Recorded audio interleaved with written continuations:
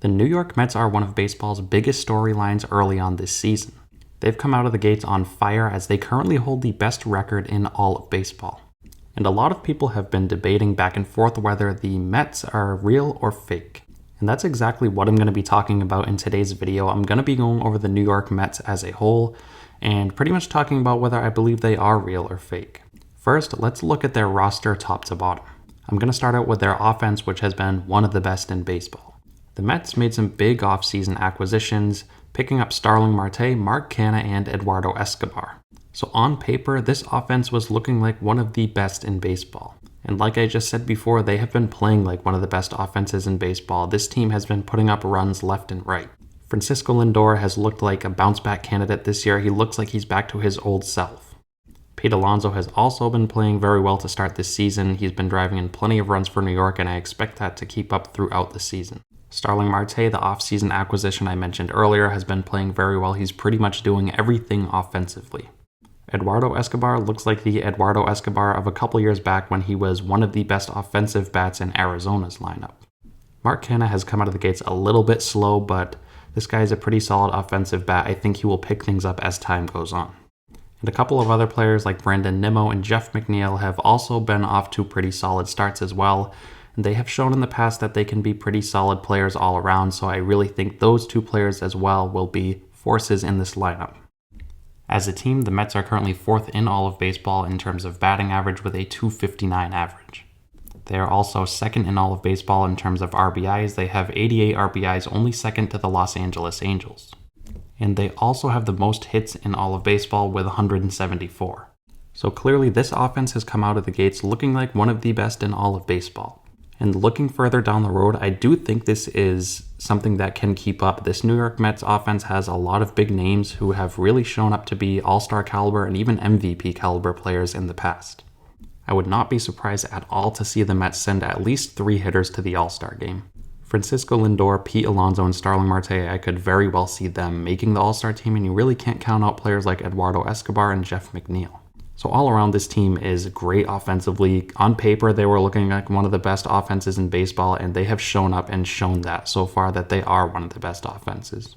Now let's take a look at their starting rotation. This rotation has been dominant to say the least. In terms of team ERA, they're fourth in all of baseball with a .293 ERA. They have 8 quality starts, which is the most in baseball, and they also lead all of baseball with 201 strikeouts.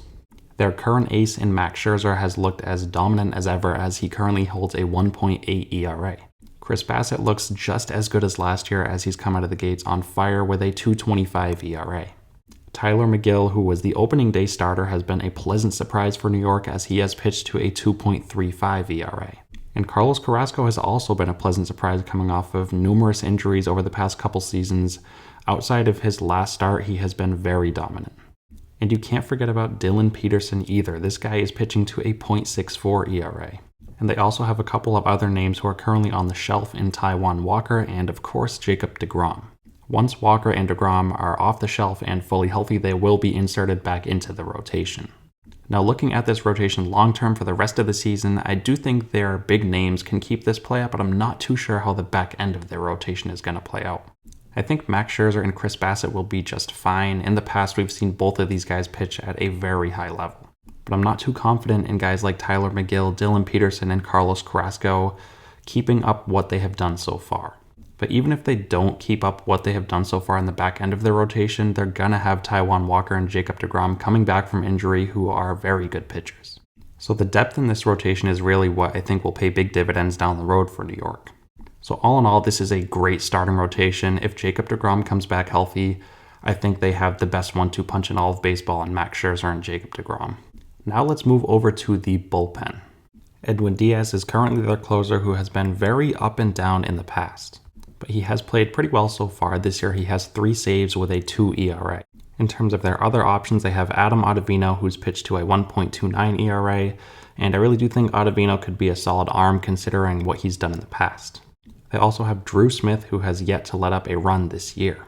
And they also have Chasen Shreve, who has a 2.35 ERA to start out the campaign. But outside of those 4 arms, I'm really not too confident in any of the other arms in this bullpen. Guys like Trevor Williams, Trevor May, and Seth Lugo really just don't really have too much hope in. They've started out the year very bad, and I'm just not too confident in the back end of this bullpen. And like I said before, Edwin Diaz, he's shown flashes to be the best closer in the game, but he can also blow up at any point.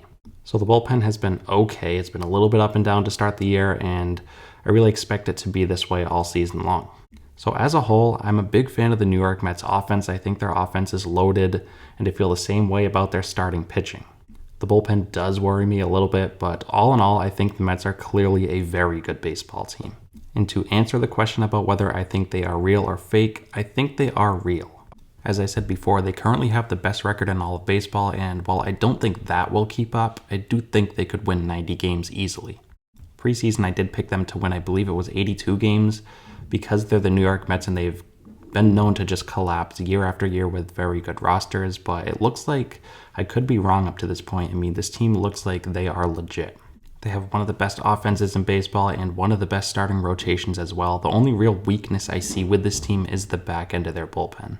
But all in all, I think the Mets are definitely real. I think they're going to be competing all year long, and I think they are going to make the postseason with how they've looked so far.